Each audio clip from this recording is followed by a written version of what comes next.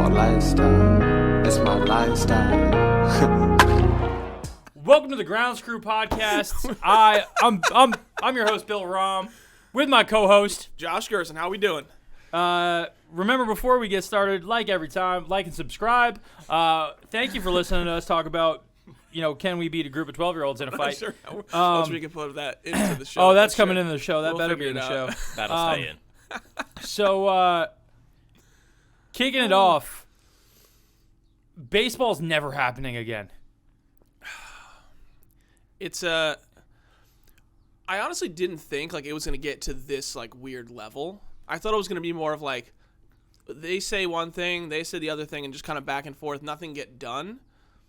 But now it seems like, from what the rumors are, that Rob Manfred's going to come out and say, cool, I'm down to play a season with the old CBA, and we'll figure it out later. And I don't think anybody wants to do that. No. That just doesn't make sense. The Nope. players will just get hosed in the end, and it's It just kicks the rock down the road another year. Yep. And it just we puts get to the more same sour spot. taste in their mouth. Yeah. I don't know. I just, again, I know the answer, but nobody's going to listen to me.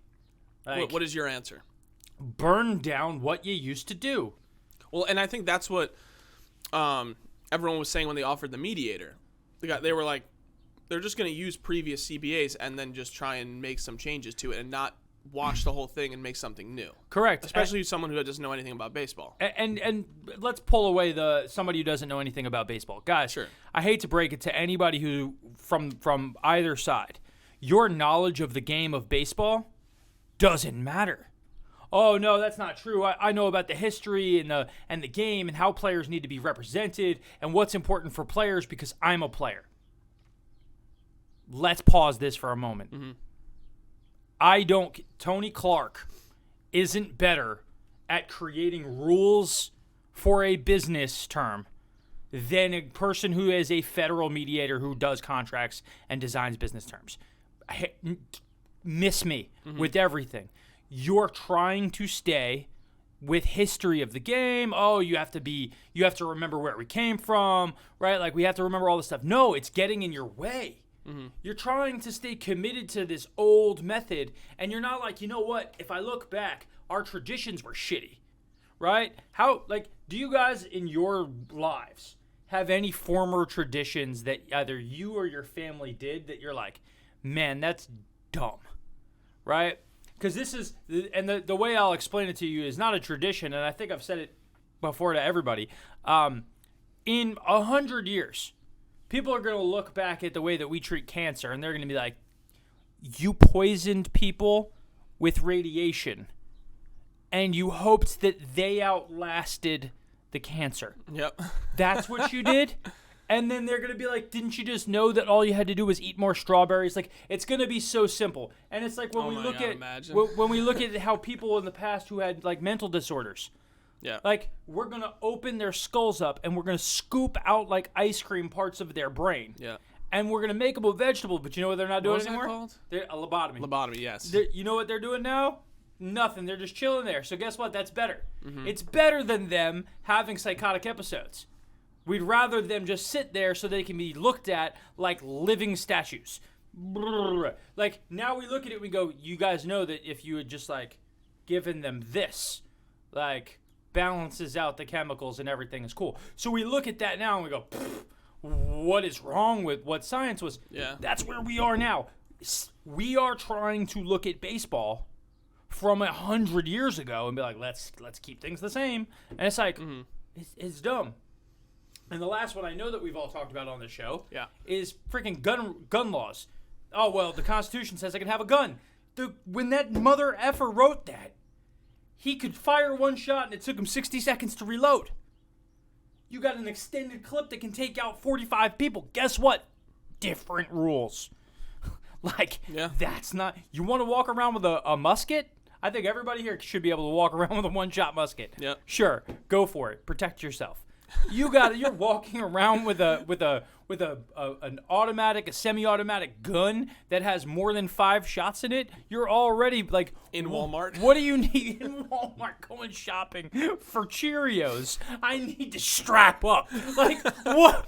Ugh. Anyways, so this is where we're at with the CBA, and like it needs to be junked because it's broken. It's a Frankenstein monster of bad ideas that taken in isolation aren't bad ideas, but when you look at them and how they interplay, bad ideas. Yep. So we're going to let the owners control a player that they draft for 6 to 7 years only, and that clock only starts once they bring them to the league. So the owners were like, wait, let's run the math now. If we bring them up, if a player's best time is between 26 and 32, if we bring them up at 24, we can pay them the minimum salary until they're no longer good, and then we don't have to pay them ever again. Yep. This is excellent. And the Players Association's like, no. It's like, yeah, no, you agreed to this. Mm-hmm. That's collusion. No, it's not. It's like anybody paying attention can figure out that, like, that makes sense. Yep. So you're, wait. We need to change that rule. Let's, yeah, you still got to pay us a whole bunch of money when we're 35. No, that's not going to happen either. So the players won't let go of that. And then the owners have tried to, from what I've seen, instill some upgraded ideology, right? Here, we're going to go based off of WAR. They lost me by saying that the pool of money is only $30 million a year. Like, that means that if I do have a superstar who's being underpaid, you're not going to have to worry about it. If I have 2 really good players who are $18 million players, they don't get paid. Yep. Like, that's silly. It has to be that there is no cap. It has to be that it's in a completely uncapped league. And then also for the owners, stop protecting your ownership that is poor and is effing up the game. Mm-hmm. And, like, I'm sorry, I'm not trying to be, like, extra elitist, but when we have a world where we literally have teams that are spending $30 million and teams that are spending $300 million, they're both playing completely different effing games. Yep. So, like, the whole organizational thought process is different. Blow it all up. Yep. What's your take? I mean, I'm definitely for, like, resetting the whole concept of how this is all structured, but I think with them still trying to get this season off on time, that's definitely not going to happen.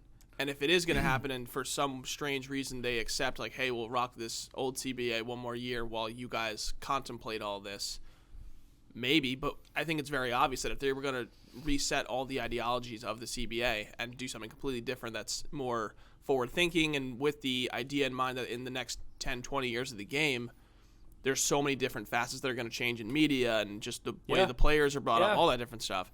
And I think it's with the situation we're in right now of, like, the public trying to force this along just to, like, play the game and play the season, we're not gonna get what we actually want out of it. Either side, really.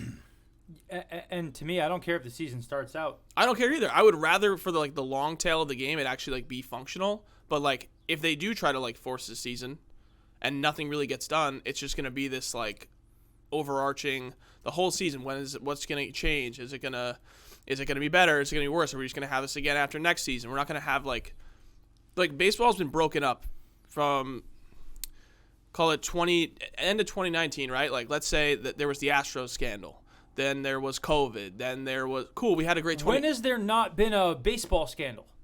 But I'm saying, like, in terms of, like, hey, like, we've had a couple seasons in a row of, like, no issues. We could just worry about baseball. But that's never going to happen. Maybe. No, it's never happened. Since it's never happened, why would we expect it to happen? I don't know. Like, we had steroids. Sure. Right? The league was failing in the 90s. Mm-hmm. Steroids saves it. Then they start having issues pretty much from 2003 through 2009. Right? We're busted and we're broken and there's all sorts of different issues. You then get a few years further and teams are cheating. And you have teams who are cheating to win championships. And they're then you're going through and we have pitchers using spider tack. Mm-hmm. We have the MLB changing the ball. Like, so pretty much since the 1990s, there hasn't been stability in the sport. Yeah. So when we really want to go back to it, you have to go back to the 80s to find the last time that the sport didn't have it, and even in the 80s there was a lockout. Mm-hmm. So guys, the sport has been broken and busted forever. And you had a lockout in the NBA, and they completely revamped, revitalized a ton of different things. Both the league and everybody work together, and they understand that together that they can make it better. You look at what's going on with the NFL. The NFL had an entire, here are all of our issues with, head issues. They made prompt changes that both sides came together and leaned into and said, hey, this is good, this is bad, we're going to make all these adjustments, let's be great together. They've changed their TV deals, how money goes. Everybody needed to shrink the salary cap. They shrunk the salary cap together. They said, hey, we understand that this is this. Hey, you know what? We need more players on the practice squad. Great, we're just going to do it. We didn't need to have we just needed amendments. Mm-hmm. And we needed to do business in good faith. And MLB and MLB Players Association don't do business in good faith. They never, they have not in forever. I can't remember a good faith idea that really came through. Well, that's what I think the main issue is here is that, and we talked about it constantly, they're both looking at it from their point of view and not the overarching concept of we just want baseball to be good as the sport. Yep. And that's where I think the NFL and NBA do a better job. I'd say NBA even more so. Yeah. And that's not happening right now. And it's kind of just every week, what is this type of progress? It's just going to be progressing more negatively or positively, or just this weird neutral place we're at.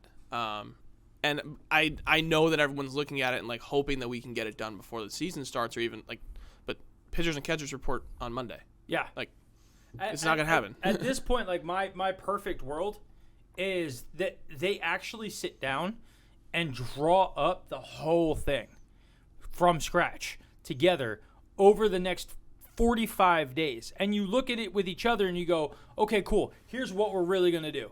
What's currently working from the least important things forward, right? Do we like our drug testing? Do we like our you know what? MLB players smoke pot more than any other sport in the world, and nobody gets popped for it. Great, cool. Everybody can smoke as much weed in MLB as they want, and there won't be any repercussions. Both sides, you both still like the fact that that's the case. Yes, it doesn't get out. It doesn't go out that 75% of MLB players are Cody high Bellinger being stoned is a meme. He is actually stoned. He is actually stoned. That's not him. That's not a joke. And guys are smoking on planes and stuff with the team looking at them. And in that league, it's cool. In all the other leagues, there's a little bit of I don't know. So we both like this. Great. What's going on in terms of post-playing career stuff? If you have and this is one of the stronger things, right? We talk about it. Friend of the show played a bunch of cup of coffees with different teams. Sean Nolan. Sean's got lifetime health insurance, and he's got a pension that begins at 60 from the MLB for playing. Yeah. Now, so his retirement is done. Mm-hmm. He has a retirement account now. How much he gets put into it is based off how many times he played, all this other stuff. But he got that validated for himself in 2014. So that got locked up because he made enough appearances to go for it. I think the amount of appearances he needed to make was he had to spend 30 days on an MLB roster. That's it. You have lifetime health insurance and everything else. That's an amazing thing for the players. Yeah, if we both agree that this is cool and this is good because anybody who's going to actually get that much service time is a smaller collection of people, excellent. Then that is done. Let's keep that. Let's move on. Mm-hmm. The biggest thing that they don't have good connection on here is compensation and control. Yep. And the players have no control over their careers. And because of that, once they are free, they want reparations. Yep. They want to be paid for what they weren't paid. And there's nothing in there that says an owner has to pay them. From an economics perspective, players getting paid earlier in their careers, how do you think that affects organizations? I actually think that for the teams that want to be great, it actually helps them because they can start to figure out what their cost structure needs to be sooner in the game. Mm-hmm. So I could start to say, hey, listen, I draft a player and I have them for 5 years. So if I'm the worst team in the league and I draft Adley Rutschman first overall, I might bring Adley up right away. Because what am I doing by holding him down any longer? I'm not going to get more service time out of him. I can't delay any of that stuff. So I'm going to get that player up and show. And what happens if in year 2 he's an all-star? He's like a genius.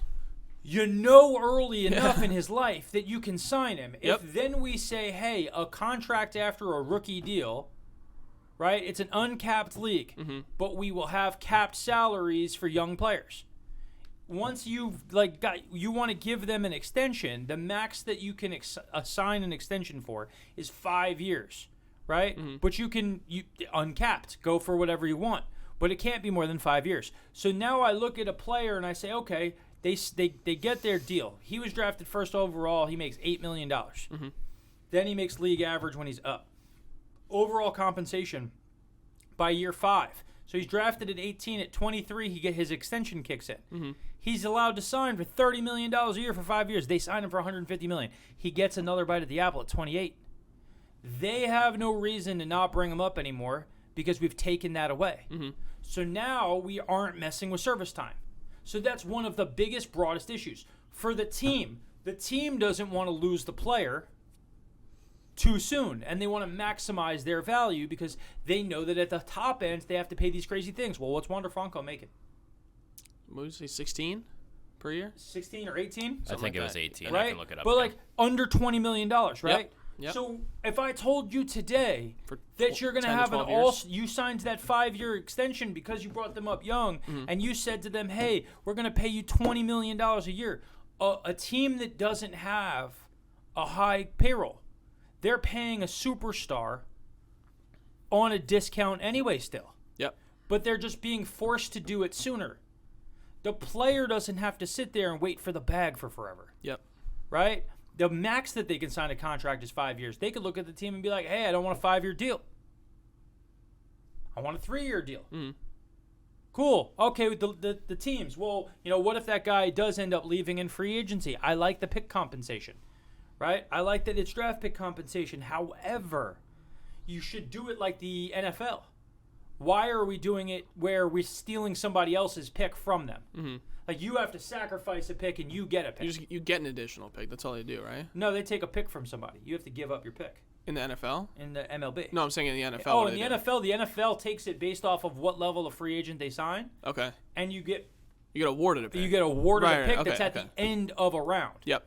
Right? So I think the highest round pick you really can get is like a 3rd round compensation pick. That's so in the good. NFL, Yeah. in the NFL, a 3rd round pick is a starter within, 2 or 3 years at worst. That's what you're looking at for a 3rd round pick. So like a 3rd round pick compensation wise is really like a 1st round pick in the MLB. So give a tail end of the 1st round pick to a team.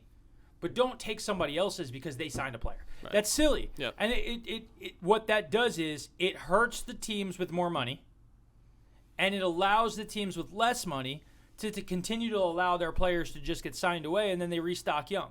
So now we've circumvented all of these rules that keep a free agent from being able to move. No longer are you tied to the other team as losing. This team is just being awarded by the league. You guys are going to gain a pick at the end of a round. And you'll get your pick in the order that you finished based off of everybody else who is also being awarded a pick. So if you're the worst team in the league and you lost your player and there's 30 teams, you get the 31st pick. Right. Nobody should be upset by that if you're an owner, right? And the only owners who will be upset are the 5 to 7 who are not spending money and don't matter. They're not helping. They're not winning World Series. They're not helping players make more money. They're not helping the league gain more exposure.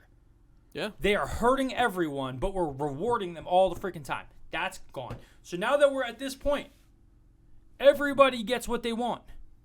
You can cost control a young player throughout their career, but you have reason to bring them up sooner in their life. We now have an uncapped league, truly, and the last thing that I would put in place that I think has to happen, if you're an owner at the top, you should agree with this, and if you're a player, you should love to hear it, and that's that there should be a salary cap floor that you have to spend. What do we want to say? In my head, my first idea is in my head, you have to spend 40% of the highest paid team in the league. Okay. You cannot fall below 40%. So call it on roughly average across the 3-year window. So like 90 to 100 probably. Well, so if we say the Mets probably top now. Let's right? say the Mets right now I think are 230. Okay, so maybe less. I'm not taking the luxury tax stuff into account. Okay. Hockey does it where it's 85% of the salary cap. Yeah, but that's because nobody spends money. This is an uncapped league where teams are spending way more money. Like, what's the highest payroll for an NHL team? Vegas right now is, I think, 95. Yeah, that's on silly. They wouldn't be in the top 15 in the MLB. That's like the highest. So you're high. So my point is that me and you are going to get to the same number. What's 85% of the highest paid team? call it Mets 250. Because I was thinking 40% of 230 would be 92K. Okay. So that means that like the highest paid team in hockey is spending what I'm saying is the cost cap. But think about this. That's $92,000. Dennis, how many teams last year would have had to raise their money? I mean, the main thing with hockey that they do is they trade retired players that are still under contract, and it counts towards the salary cap. So a lot of these bottom-feeding teams that don't want to spend the money, they'll just get a bunch of retired guys that count towards the cap, but they don't actually have to pay them. What's the number we're looking at? 92. So that was 40% of the bottom across on average. Okay. And if you tell me that you can't pay 40%, you're not able to pay 40% of what the top teams in the league are doing, why are you an owner in a professional sports league? It would be a third of the league. 10 teams. That's my point. Yeah. But that's what we're saying. Like, but so how many were really close? I guess the Rockies were closest of those 10 at 90, but then it dropped off 75. So like, to me, the 90, again, it's an average across a 3-year window. So that would mean that one of the years they have to spend like 108 to make up for the balance and catch themselves up. But that at least gives them the ability for a team to dip below that number for a year, clear salary, and then you have to go back out and spend. Yeah. Guess what? Now there's more teams who are willing to spend $20, $25 million to get a guy like a Michael Conforto. And they have to spend that money. Well, so now it's not just that one of – because here's the dumb-ass thing that I hate about the whole situation is the player wants that money. Right? Yeah. But 10 teams in the league are unwilling to pay it. 10 teams in the league don't have any more that they can afford, but they're already spending 140, right? Yep. So they're already well above the line of demarcation that I'm even talking about. But then that leaves you with the last 10 teams who have the money and would spend it. But what's their problem? If I sign this guy, I have to pay a luxury tax to the bottom 10 guys. And I have to give up draft compensation. So what makes it that those 10 teams want to do it? So then you only end up having 3 teams willing to just say, F it, at any given window. But those 3 teams are taking all of the sacrifices for everybody else. Yep. And we have the top guys sacrificing, and there's no penalty for the guys at the bottom spending $30 million. And that is what's hurting the league. We have games that don't matter with teams that suck because their owners won't go out and spend any effing money, and there is no benefit to that guy spending it. Because the guy who owns Oakland knows, I can how much was Oakland's payroll last year? Oakland was... Because the Athletics know that Billy Bean's ass is genius, and he's going to be able to figure out how to put a decent team on the field. Was 71. And he's going to put a decent team on the field for $70 to $80 million every year. And occasionally they'll flash, because if I looked up the year that they did have Liam Hendricks, they probably were above 70, right? Maybe. And then they traded for Starling Marte during the season, right? So, like, they added to that number, but it ended up not being, like, the full Monty for a hot second, right? So we look at those guys. They then flex up, flex down, and they're able to do it. But that owner does that because he knows that he makes $110 million off the team every year. And as long as he keeps it there, he gets to pay himself $10 million a year to own his team. The Oakland A's live at 70. Yeah. Yeah, all the time. And then occasionally he'll flex up by a tiny, and my man knows he can do all his stuff and make a few $1 million over owning the Athletics every damn year. Yep. If he keeps them there. He has figured out what the math is for him to make money. Yep. And he just continuously. So that's my thing. So let's even make it that the line of demarcation is even $70 million. And that it rises with every year's rise in the salary cap. Commensurate with the lift.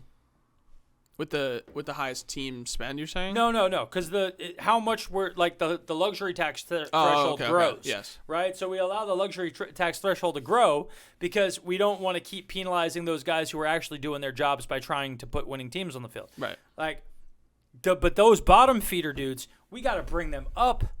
And again, to me, 70 million is fine. I think the real number is probably close to 85. If I was being honest. And that's like 35% of the highest performing other team. Mm-hmm. You're at a 1/3 disadvantage. Could you imagine, like for a second, and I'll do this for my own like funsies, could you imagine that next year the Buffalo Bills, the Rams, and pick one other team? The 49ers. And the 49ers were all capable and allowed to spend twice what they're currently spending. And everyone else in the league, because they're like, we won't be profitable at that number, stayed where they are now. And a couple of teams shrunk their salary. Who would be in the Super Bowl next year?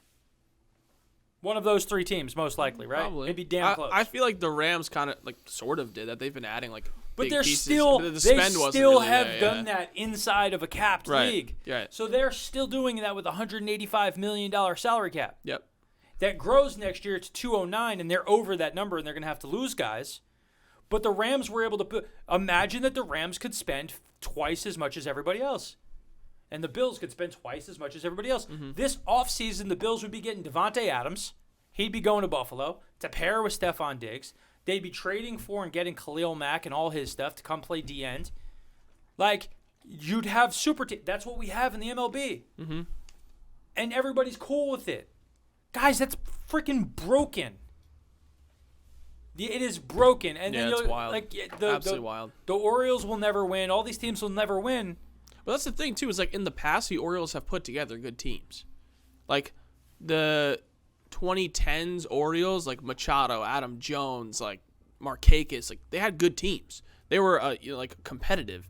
And it's like, I feel like in recency that the economics have become more important, and they're just like, all right, cool, we're going to spend nothing, and the product, like, if you told me that the Orioles cared about the product that's on the field, I obviously wouldn't believe you because the team's garbage. Yeah. Same thing with the Pirates.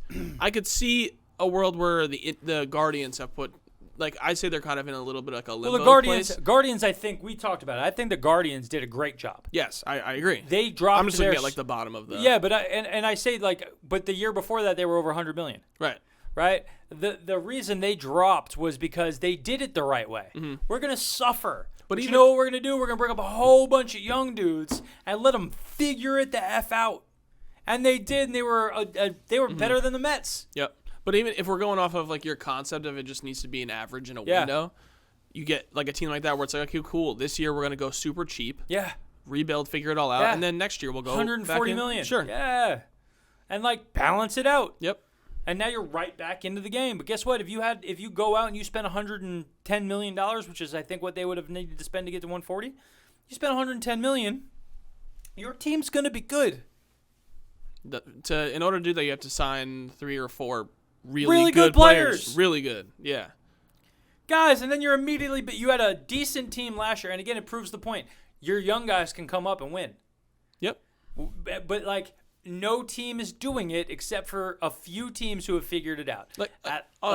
If we're going off of this process, yeah, like they would have paid Francisco Lindor $30 million, and he would still be in Cleveland where everyone wanted him to stay. Well, maybe not. I mean? But I'm saying if you're looking at a player who commanded that and they had on their roster already, that's like literally solves the. But if you look at their entire situation, right? I actually still say they weren't necessarily thinking they were going to win that much. Mm-hmm. Jimenez and Rosario ended up being a key piece to that whole thing because Rosario put up like a 775 OPS year playing at a couple of different positions, and he's under 25. Yep. Or he's 25-ish. And then on top of that, they got other draft picks, young players, things like that. They were able to reset be good enough that they made a bunch of money. Now they can go spend it. So if you're a team that can't always keep your salary up to the point that you want it to be, you just have to very strategically move up and down and do all the things that you need to do to get there. But I don't think we'd ever get to a team getting down to 30 ever again. But the fact that a team can go to that is the broken part of this whole CBA. Yep. And that's if you just looked at the key points that we all just said, guys, you guys could sign tomorrow. Nobody would have problems. What are we holding on to? Owners don't want to pay guys. And again, I like the war idea. So players, like, if a team gets to the end of that 5-year run, right, they're going to offer that contract that guy gets, that extension, is going to be based off of war. Cool. Sure.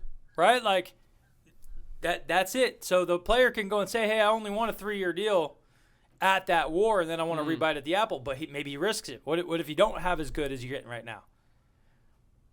Then now I come up and I'm like, damn, I'm a free agent, but I'm not going to make what I was just making because I haven't been as good as I was when I was 23. My 23-24 season was better than my 27 season. Might happen.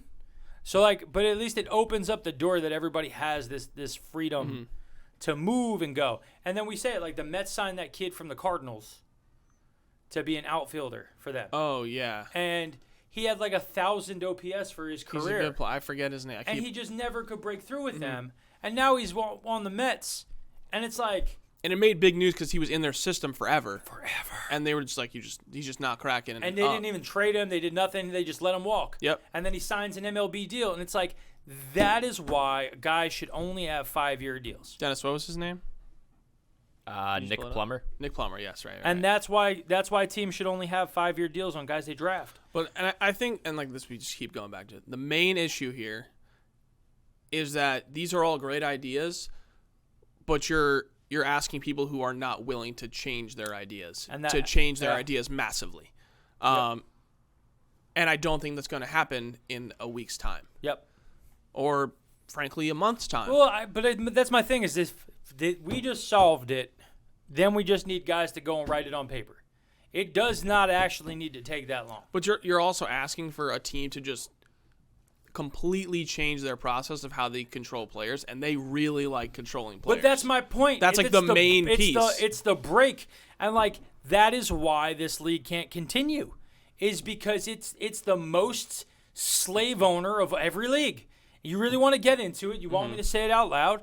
Like, MLB is stuck in a slave owner mentality, and they can't let it go. And it's had the biggest issue of moving on of everything. You want to talk about, like, abusing and taking advantage of poor Latin kids? They do it. You want to talk about having decades of control of a young person's life and telling them how they can work, where they can work, and if they'll get a chance to make more money? They could be great. Not allowed in the league. We're not going to let you make more money. But if I was in a free market, you guys would have to pay me, but you're not. You're my slave. Oh, no, they're not this isn't slavery. Like, it's a contract, right? We own their rights. Guys, no other league has that. None of them.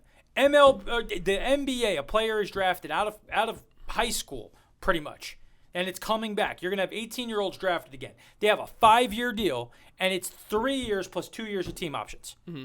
Because if the player is not good after 3 years, the team cuts on the young guy. So you have a situation, perfect example of this entire thing, because I'm a Knicks fan. Frank Ntilikina was drafted when he was like 17 out of France.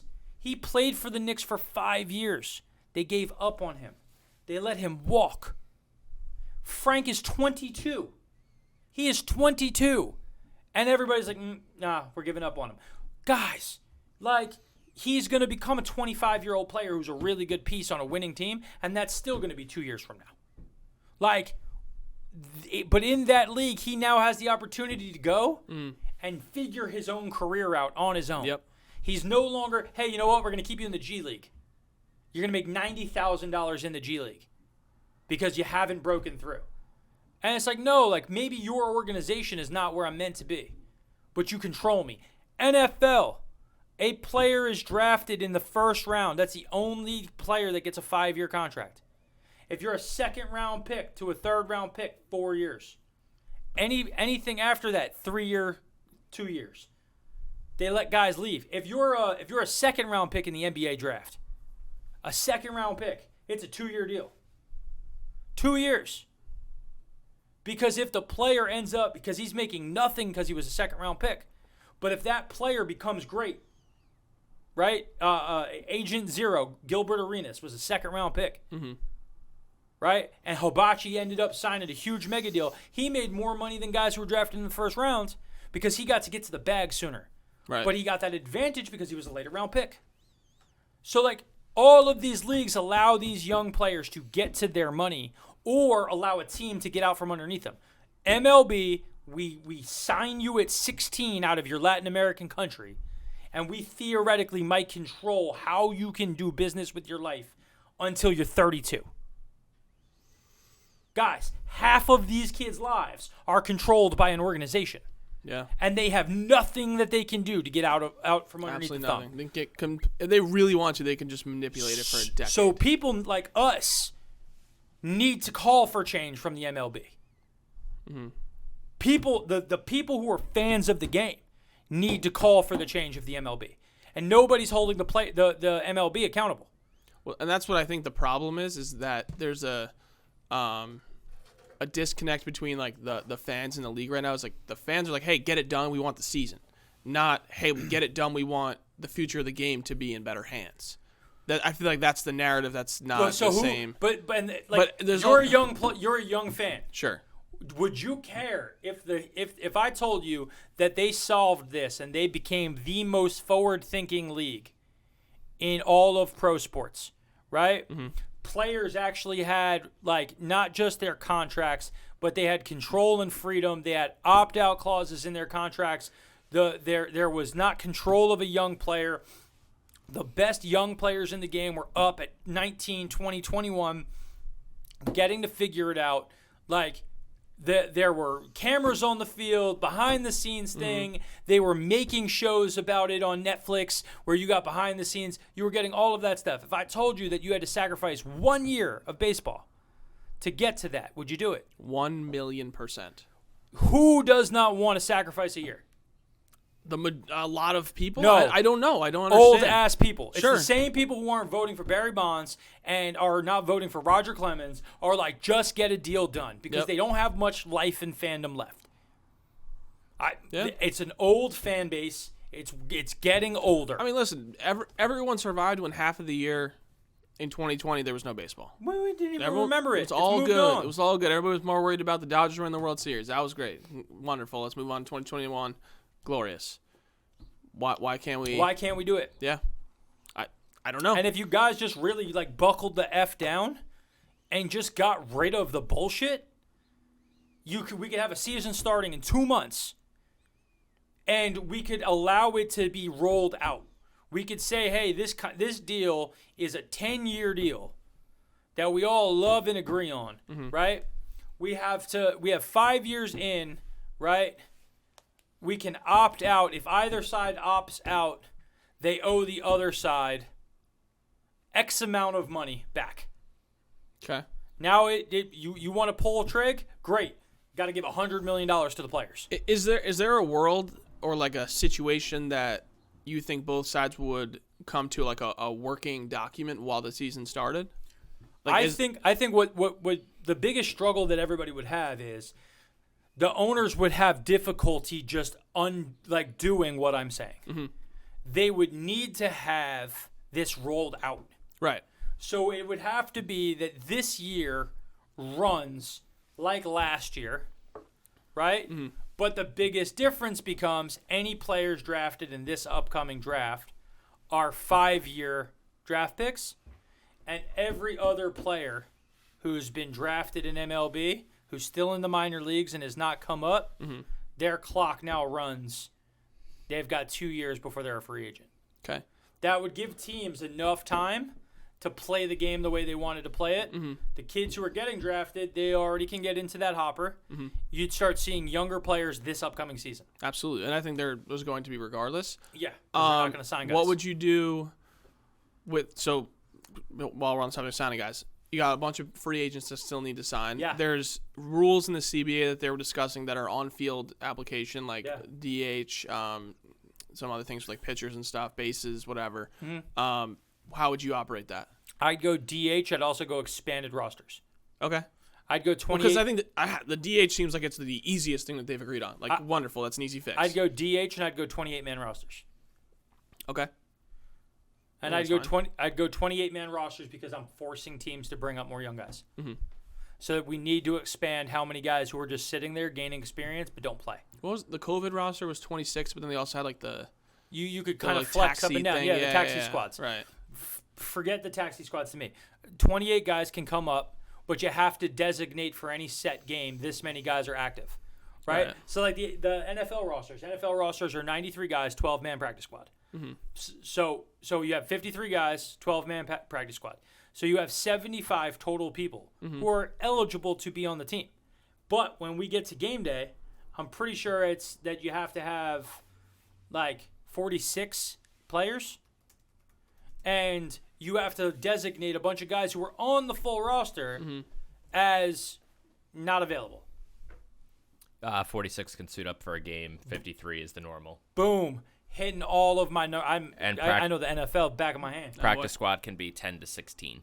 So now it's up to 16. There you go. So the NFL now is like, yo, we have 16-man practice squads. You know what that means? We're making better young players because they're getting a chance to do it. They got rid of some of the stuff where a guy had, if he had X amount of years of time, he couldn't sign to a practice squad. No, now it's like, yo, you're 25 and you've been a starter in the league but can't find a job. We'll sign you to a practice squad. And practice squad guys make almost six figures to come play, and you only practice. And they get NFL reps all week. You work 3 days a week. You're getting the NFL coaching. You get access to all the things. You get all of this stuff. It's so much better. But then they have to have 46 for game day. So if you lose your two of your quarterbacks the day of the game, you got a wide receiver playing QB if you didn't dress a third guy, right? MLB, same thing, guys. We're going to have a 28-man roster, but you have to designate 24 guys for every single game. That allows those 4 guys are traveling with the team, playing. I can exchange back and forth who's in the lineup. But when I start the game that day, these are all my available guys. So that I can't just do everything, right? I can keep the integrity of baseball, but now I have more roster spots, right? And if I have more roster spots, that means I have more jobs for guys at the MLB level, which is what players want. And what the Players Association should want is more jobs for guys. So now I've given more jobs for guys. I've brought up the floor that teams have to spend. And I start off and I say, okay, our floor for this upcoming year, right, is the 5th lowest salary from last season. That's the floor. And then that comes up. Then from that point, it increases up until it's this percentage of the highest team, this percentage, till we get to our point. And maybe that takes us 5 years. Which would be $66 million. Just a fun fact for you. So $66 million. So that's my point. The 5th lowest team was still $66 million. So those other bottom-feeding teams who are spending no money, like, come on. So at least that brings us up to $66 million. That means more money for players. There's more teams who have to spend $40 million. Guess what? MLB Players Association, you want your veteran guys to have money? Cool. Go play for Baltimore. Go play for some of the trash teams who didn't spend money last year. Oh, but I want to win. What do you guys want? To win or make money? Some of you guys are just not going to win. That's just how it is. But if you go there, they're going to win more if you're good. If you don't matter, they won't win more. But then what if Baltimore says, no, we want to play our younger guys? Like, go ahead. You still have to spend the money. Yeah, all right. You guys can play the young guy. You can sign Michael Conforto and have him sit on the bench. I feel like that's their philosophy, in quotes, but then they don't bring up Adley Rutschman. It's all bullshit. It's all bullshit. It's all manipulation so that the teams that aren't good make money, and if they ever get lucky, they'll take a swing. You know what team that used to be like that? Toronto. Now all of a sudden, Toronto, new ownership, everything else, spice, and it instantaneously. The Mets had a bad cultural thing that needed to get bled the fuck out. Yep. But now Like, bink, like new ownership. Every team, if you can't come up and you're one of those teams, it's like, we're not going to be able to afford the bottom. Mm-hmm. Dope. You have to build. Also, we're welcome to sell. And there is a line of homies who'd be like, please let me buy a professional sports team. Because how many pro sports teams can you really buy? There's 90 that really truly matter. Sure, yeah. There's 150 available, but there's 90 that matter. Yep. Like, there are dudes who want to buy into these leagues or want to be a part There of. was an ownership group that existed when Steve Cohen was trying to buy the team. Alex Rodriguez Yeah. is out here begging to buy something. Yep. You think that Alex wouldn't take over the Orioles tomorrow? Absolutely would. Yeah. Say no more. Like, Alex would be in there. And he'd be finding people to partner with him, to come in, to lead the charge, and would own that team. But, see, and the thing with that, like, hey, you're welcome to sell, is I don't think Rob Manfred, he ain't like that with the owners. He can't be like that. For sure. But, 'Cause like, it works for them. Yep. But I think, like, I think the owners need to come forward and say, yo, I'm not just going to keep being a good soldier because I'm the new guy. Steve Cohen. Yep. My thing would be more valuable. Like, what makes a house more valuable? Location, things that are in it, materials, things like that. Yeah. Cool. And once you have all of that, what's some things in your area that could bring your house down? Violence, weather, stuff like that. The other homes. Sure, yeah. If you're the most expensive home in your area, your house is not going up in price. Yeah, you want the whole area to be worth something. If your house is the worst home, you're like, I hit the money. I'm everything. Because my house keeps going up even though I'm not doing anything to it because all these other people are spending money. Yeah. So sell your team. And then you know what's going to happen? Now all the teams are worth a lot more money. And now the guy who's at the top, his is worth more money. And you're doing the right thing by him. Get rid of legacy of the game and start paying attention to the league matters most. Nobody thinks the league matters most. Oh, definitely not. And that's what's broken. Yeah. NFL's about to have a record. Like, this is the craziest thing of all of it. The NFL's about to have a team that sells for close to $5 billion. It's going to happen. Yeah, Broncos are going to sell for more than any team. So, like, the Mets is the biggest sale ever, right? What was that? 2.4 billion? The Broncos are worth $5 billion? Highest. They got the history. You got it? No, I was saying, like, he didn't know why the Broncos were worth that much. I mean, that's good for them. Well, so my thing with what I was saying with Manfred and the owners is, like, you look at the NFL and you have the situation with the Dolphins where, in a very real possibility, they might force him to sell the team. Yep. I don't see, like, you look at the Astros situation when they were cheating, like, Rob Manfred could have easily said, hey, Astros, your organization just completed one of the most horrific cheating incidents ever. You obviously have no, like, care for, like, the integrity of the game. Sell a team. Yeah. Could have done that, but they didn't. They barely even put a slap on they suspended a manager and a coach and a player or whatever and just said, well, it's fine. It's all good. So that's again why I say, like, I don't know how much of this we can even feasibly think about happening because there's no actual, like, strong arming. All the owners are very colluded in wanting to keep control, and you have the players that doesn't seem like they can actually get anything done. So I'll put this in perspective on team sale prices. The Carolina Panthers sold for about as much as the Mets. Really? Wow. $2.275 billion. What? So what's and the Mets sold for $2.4 billion. What's the league's revenue for NFL? Way higher. What? And I think that's part of it too. Obviously, Dietz, you look that up for me real quick. I think MLB, just NFL league revenue, and you want to look up MLB league revenue. I believe it was $10 billion. So here's my thing, right? So you're now looking that was that team. We're talking about a Denver Broncos team that won Super Bowls with John Elway, Terrell Davis, that whole squad, then won a Super Bowl with Peyton Manning, and is in Colorado, which has gotten a bunch of money. Denver as a a city. All of the money from California, New York, there's so many. We were there. Yep. New highways being built. The whole city's getting even more like steroids for itself. Right. Because so much money is going into it. You have a rabid fan base that will spend unlimited money for that team. Yeah, that team's going to sell for over probably close to $4 billion. That's crazy. For a sale. And the Mets just sold for 2.4. The NFL last year made about $9.8 billion in revenue. MLB did 10.7. So, but my thing to you is that's revenue for what? Because the MLB has 162 games a team. Right. The NFL has 17 games. So yeah, if we're talking about that's the league revenue, put that in perspective. In 10% of the games, the MLB makes only a fractional amount more than in the NFL. They've got 10 times more games. Because what's the TV deal? The media alone, it said $1.62 billion last year. And that's for only 17 games apiece. Right. And just also, MLB revenue is up $2.6 billion in the last 5 years, and player salaries are down 6%. But we know why the player salaries are down 6%. Sure. They negotiated a bad deal. Yep. And they had made a bad deal. There's no reason for us to pay you. 54% of MLB players are not eligible for arbitration, only earning minimum salary.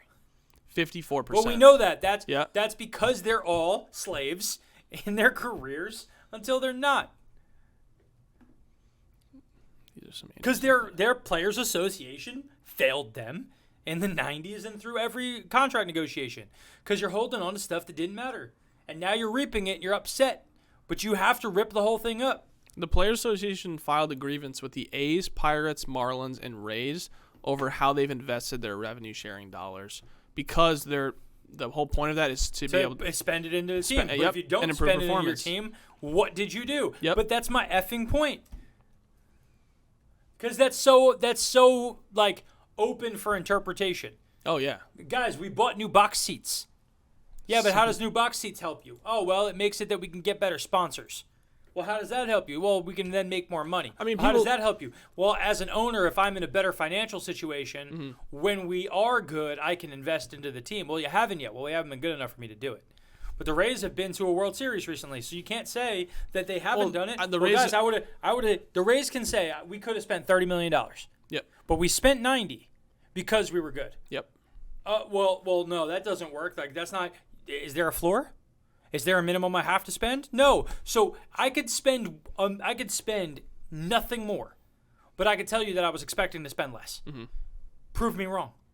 Have I spent less before? Yes. If I have, I think the Rays a bunch of years back were 60-something million. Guess what? We're spending $30 million more. I did invest it. I'm just not investing it like these other teams. Yeah. The Rays are the team I look at as like they could flex up.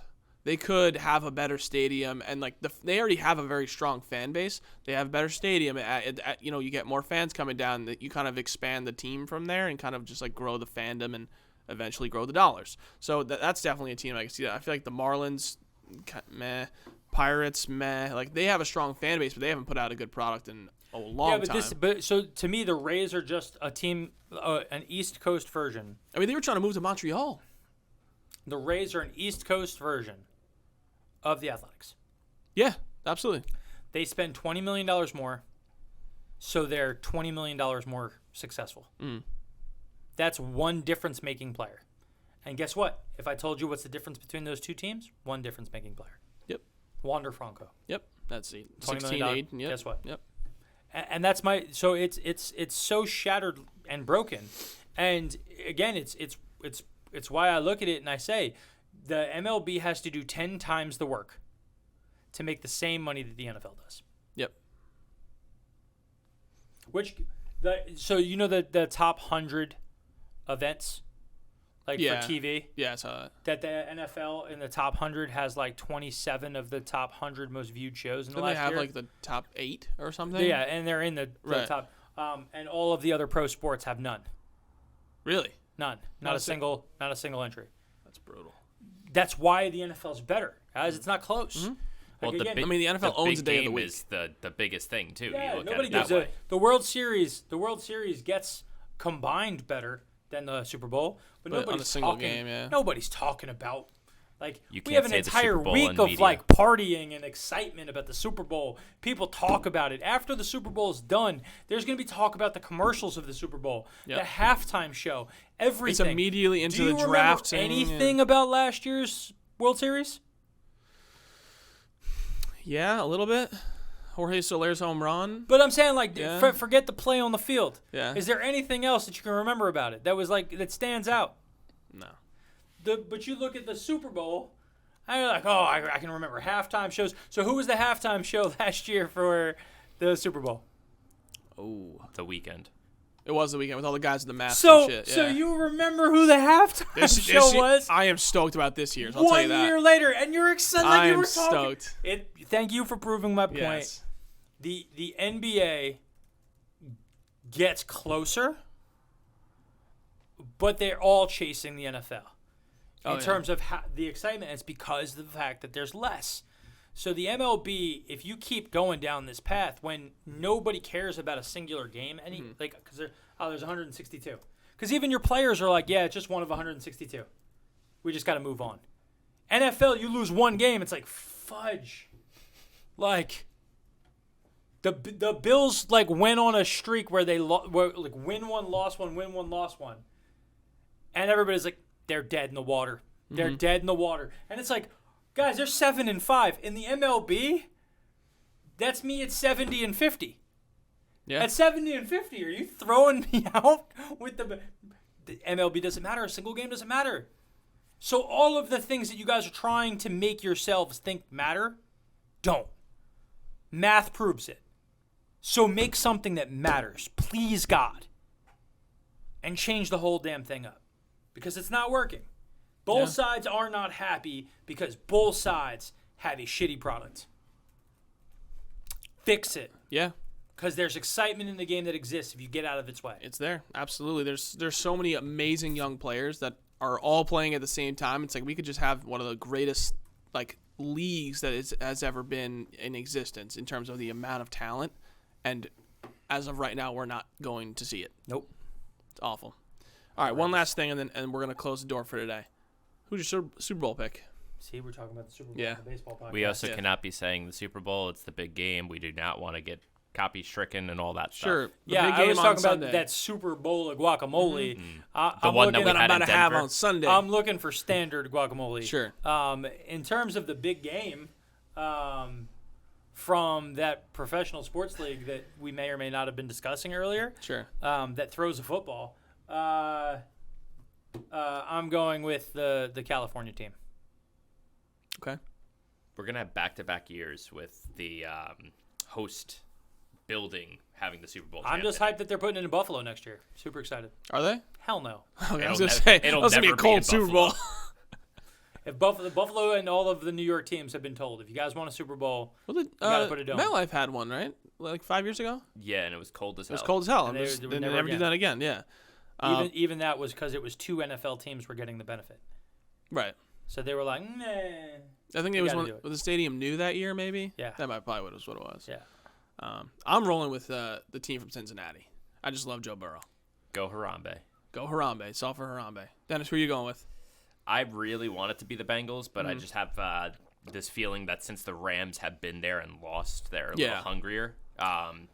The Bengals will get back there though in the next couple of years. Yeah, I'm rooting for the Bengals, but I have an understanding that the Rams are a good team. Good for Stafford. Very good team. Yeah. I don't care who wins. Honestly, I'm stoked for either one. I think it's just going to be a good game. It's gonna be a great game. Yes, it's gonna be very exciting. My big thing is this has like that like team of destiny idea to it Yeah. with the Bengals, and you know who the Bengals like strangely look like? Those Giants teams that won all those Super Bowls that had no business winning them. The only difference is Better quarterback. they have such a better quarterback.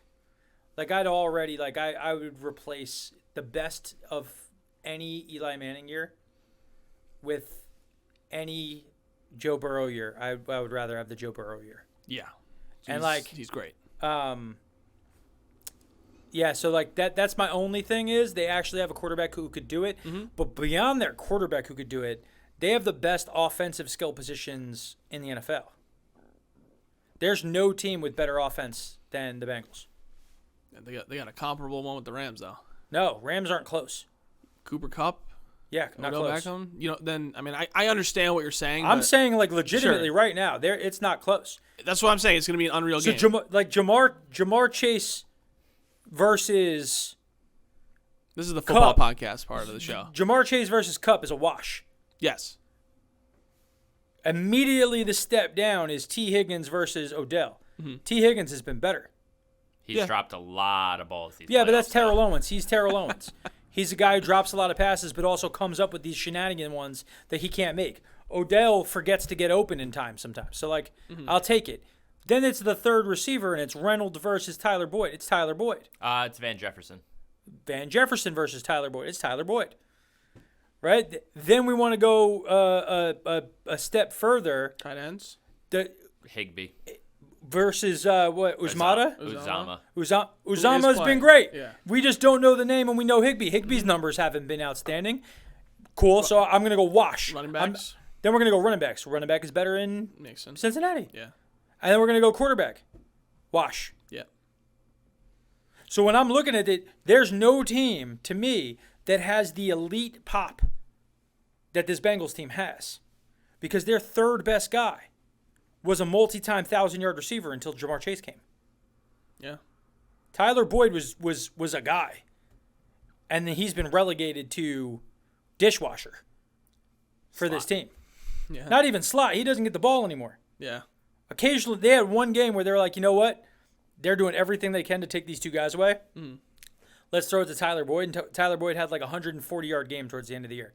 He caught like 8 passes, eight targets, 8 passes, like 140 yards. And it was like, oh, shoot, I forgot Tyler Boyd existed. Didn't his name used to be Taj? Yes, right? Yeah, so it was week 19 versus Denver. It's like all of a sudden they remembered that Tyler Boyd existed. Mm-hmm. And in week 19, he had 5 catches for 96 and a touchdown. Then the next week, 85 yards and a touchdown. Then the next week, 36 and a touchdown. Then the next week, 26 and a touchdown. He gradually shrunk back down again. Mm-hmm. But that also in Tyler Boyd's last 4 years, 1,007, 1,005, 850 and 4, 850 and 5. And the reason why he has gotten to that point is because last year they got T. Higgins, and then this year they have Jamar Chase. Yeah. That dude he's a really, really good, like, that player sounds almost identical to Robert Woods in terms of career path, only he was better than Robert. And that's their third receiver. Do you think the MLB is smart enough to? No. They probably not. Boom. But yeah. Burn. Optimistically, is the MLB smart enough to wait until football is done with its moment and then be like, hey, we've actually made all this progress and the season's going to start on time? I mean, I don't know. Smart enough. Like, if they did make a lot of progress, that'd be excellent. Do they want to drop it just before the Super Bowl? No. Because if they do make progress, so I think they are smart enough to. I believe they're meeting again on Saturday. If they make good progress on Saturday, I would hold that in my pocket. Mm-hmm. If they release it, it just proves that they made dumb progress, and it's not going to be any good. Right. I don't want to hear about progress. I want to hear about the finished result. I don't care about you guys talking anymore. Factually. All right. That's it for this week's episode. Yeah, man. And I think we're going to have a lot of conversations about both sides sucking for a while. Yeah. Well, thanks for listening, guys. Thanks for watching. Make sure you like and subscribe. We'll see you next time. Later. Baseball lifestyle, it's my lifestyle.